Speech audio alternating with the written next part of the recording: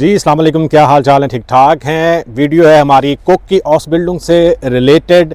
इस ऑसबिल्डिंग में आपको क्या क्या जो है वो करना पड़ता है, रिक्वायरमेंट इसकी क्या है, लैंग्वेज लेवल जो है वो कहाँ तक होना चाहिए, और थ्योरी में और प्रैक्टिस में आपको जो है वो क्या क्या करना पड़ता है, क्या कौन कौन सी ऐसी चीज़ें हैं। इसके अलावा ऑसबिल्डिंग के दौरान आपको सैलरी कितनी मिलती है और ऑसबिल्डिंग कंप्लीट करने के बाद जो है वो आपको सैलरी कितनी मिलती है। ये ऑसबिल्डिंग जो है ये 3 साल की होती है। 3 साल का ऑसबिल्डिंग का प्रोग्राम है। आप किसी रेस्टोरेंट में, किसी किचन में या केटरिंग कंपनी में ये ऑसबिल्डिंग जो है वो स्टार्ट कर सकते हैं। इसके लिए आपके पास B1 का लैंग्वेज लेवल होना चाहिए। ये बहुत ज़रूरी है क्योंकि लैंग्वेज जो है वो थ्योरी में आपके बहुत काम आती है। टेक्निकल लैंग्वेज होती है।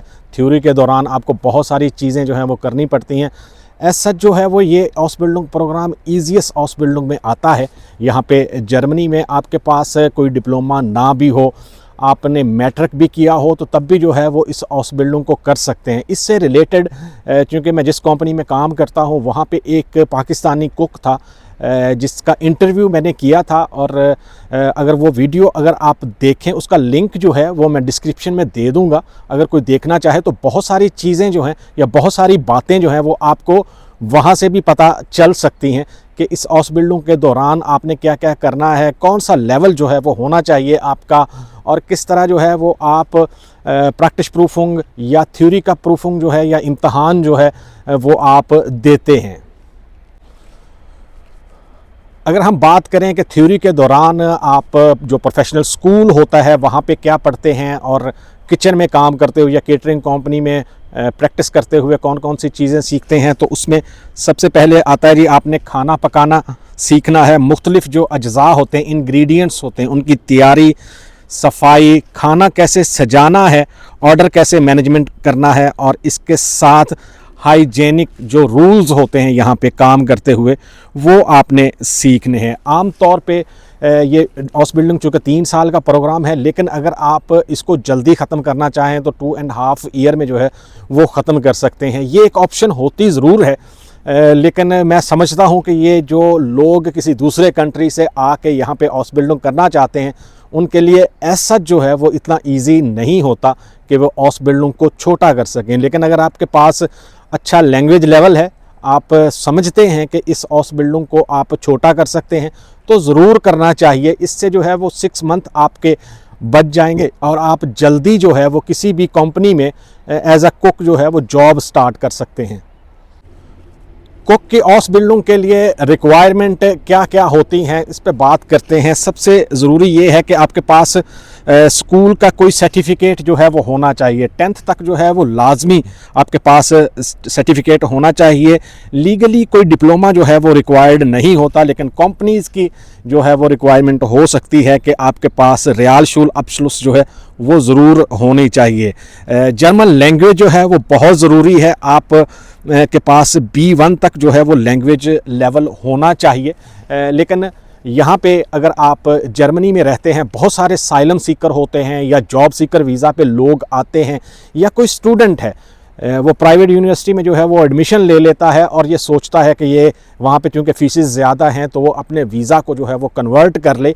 अगर कोई साइलम सीकर पे है और वो ऑसबिल्डिंग स्टार्ट कर देता है तो उसका केस साइलम सीकर का ख़त्म हो जाता है और वो ऑसबिल्डिंग पे आ जाता है, और जब भी वो ऑसबिल्डिंग पास करता है उसको यहाँ पे रेजिडेंस परमिट जो है वो मिल सकता है। स्टूडेंट जो है वो अपना वीज़ा जो है वो ऑसबिल्डिंग वीज़ा में कन्वर्ट कर सकता है। जो जॉब सीकर पे लोग आते हैं उनको अगर जॉब नहीं मिलती, वाइट कॉलर जॉब मिलना यहाँ पे मुश्किल होता है, तो वो अपने जॉब सीकर वीज़ा को किसी ऑसबिल्डिंग वीज़ा में जो है वो कन्वर्ट कर सकते हैं। और इस तरह के जो ईजी ऑसबिल्डिंग प्रोग्राम होते हैं वहाँ पे चेंज करवाना ईजी होता है, क्योंकि कंपनीज़ को जो है वो वर्कर रिक्वायर्ड होते हैं। और अगर आपके पास ऑसबिल्डिंग का कॉन्ट्रैक्ट जो है वो आ जाता है तो उसके बाद ऐसा जो है वो प्रॉब्लम नहीं रहती। आप लीगली यहाँ पे आपको टाइम मिल जाता है और ऑसबिल्डिंग पास करने के बाद आप रेजिडेंस परमिट के लिए अप्लाई कर सकते हैं। इसके अलावा आपके पास कौन कौन सी खसूसियात जो हैं वो होनी चाहिए। खाना पकाने का शौक़ जो है वो सबसे पहले आपके पास होना चाहिए, आपको शौक़ होना चाहिए खाना पकाने का। इसके अलावा जर्मन कंपनीज़ जो हैं वो ये देखती हैं कि आप टीम के साथ काम कर सकते हैं या नहीं। ये बहुत ज़्यादा जो है वो इफ़ेक्ट करता है किसी भी जगह पे। अगर आप हाउस-बिल्डिंग स्टार्ट कर रहे हैं, जॉब स्टार्ट कर रहे हैं, तो टीम वर्क होना बहुत ज़रूरी है। आप में पेशेंस जो है वो होना बहुत ज़रूरी है। आप ये नहीं है कि कामयाबियाँ जो हैं वो आपकी हैं और नाकामियाँ जो हैं वो सारी टीम की हैं। कोशिश करें, अपोलोजाइज़ जो है वो रहें। इसके अलावा जो हाइजेनिक रूल्स हैं, सफाई करना, किस तरह जो है वो साफ़ रखना है आपने किचन को, बर्तनों को, किस तरह जो है वो आपने डेकोरेट करना है खाने को, ये भी बहुत ज़्यादा जो है वो अहमियत रखता है। और ये सीखते हैं आप हाउस बिल्डिंग में, लेकिन ख़ुद से भी जो है वो शौक़ होगा तो तभी आप जो है वो ये चीज़ें सीख सकते हैं या कर सकते हैं। हाउस बिल्डिंग में ये सारी चीज़ें जो हैं वो आपको सिखाई जाती हैं। इसके अलावा अगर हम सैलरी की बात करें तो फर्स्ट ईयर में मिनिमम सैलरी भी जो आपको मिलेगी वो 1100 यूरो होगी। ये मिनिमम सैलरी है, इससे ज़्यादा जो है वो मिल सकती है, या अगर कंपनी आपको जो है वो ज़्यादा पैसे देना चाहे तो दे सकती है। सेकंड ईयर में ये सैलरी जो है वो 1300 यूरो तक हो सकती है। और फोर्थ ईयर में थर्ड ईयर में जो है 3 साल की हाउस बिल्डिंग है तो 3 साल ही रहेंगे। तो तीसरे साल में जो है वो ये सैलरी 1400 या 1500 यूरो तक हो सकती है। अगर हम बात करें कि आपने हाउस बिल्डिंग जो है वो पास कर ली और इसके बाद जो है वो आपके क्या चांसेस हैं सैलरी के, तो सैलरी अमूमन जो है वो 2400 यूरो से जो है वो स्टार्ट होती है। जैसे जैसे जो है वो यहाँ पे डेली वेजेस या पर आवर वेज जो है वो बढ़ रही है तो सैलरीज़ भी जो है वो इंक्रीज़ हो रही हैं। इस हिसाब से 2400 यूरो से जो है वो आप स्टार्ट लेते हैं।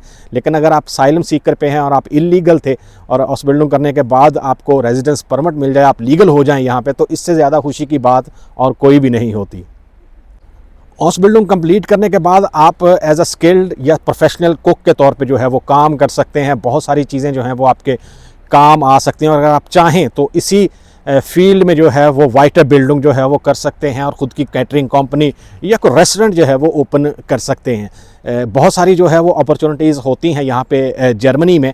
अगर आप इस तरह की कोई हाउस बिल्डिंग करना चाहते हैं जो इजी है, जिसमें बहुत ज़्यादा लैंग्वेज रिक्वायर्ड नहीं होती, तो ज़रूर जो है वो आपको करनी चाहिए। बहुत सारे लोग जो हैं वो कुकिंग की फील्ड में हैं और कुक की हाउस बिल्डिंग करना चाहते हैं, यहाँ पे जर्मनी में आना चाहते हैं, तो ये एक ऑप्शन होती है कि आप डायरेक्ट जो है वो हाउस बिल्डिंग पे यहाँ पे जर्मनी में आएँ।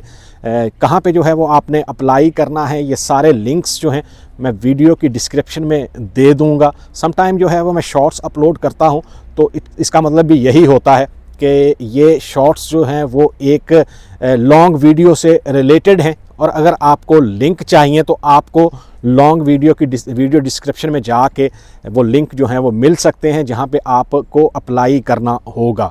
सेल्फ पे अगर आप अप्लाई करेंगे तो हाउस बिल्डिंग यकीनन जो है वो ये स्ट्रगलिंग टाइम होता है, सेल्फ में मिलना थोड़ा मुश्किल होता है, लेकिन कोशिश करने में कोई हर्ज नहीं है कि अगर आप थोड़ी सी कोशिश करें और आपके पैसे बच जाएं और आप डायरेक्ट जो है वो कंपनी से इंटरेक्ट करें तो बहुत सारी चीज़ें जो हैं वो आप सीख भी सकते हैं और पैसे भी जो है वो बचा सकते हैं। कुक की हाउस बिल्डिंग से रिलेटेड जैसा मैंने वीडियो में पहले बताया कि एक इंटरव्यू जो है कुक का मैं कर चुका हूं, अगर आप वो देखना चाहें तो आपके लिए बहुत ज़्यादा जो है वो हेल्पफुल हो सकता है। आपको ज़रूर जो है वो वीडियो देखनी चाहिए। बहुत सारी चीज़ें जो हैं वो आपको पता चल सकती हैं कि एक बंदा जो है वो इलीगल था और उसको कैसे जो है वो यहाँ पे पता चला जी कि हाउस बिल्डिंग कितनी जो है वो अहम है यहाँ पे जर्मनी में, और हाउस बिल्डिंग करने के बाद किस तरह जो है वो आप यहाँ पे रेजिडेंस परमिट अप्लाई कर सकते हैं और लीगल हो सकते हैं। फिर आपका फ्यूचर जो है वो यकीनन ब्राइट है। यहाँ पे जर्मनी में आप as a skilled worker job कर सकते हैं, जॉब का कोई इशू नहीं रहता।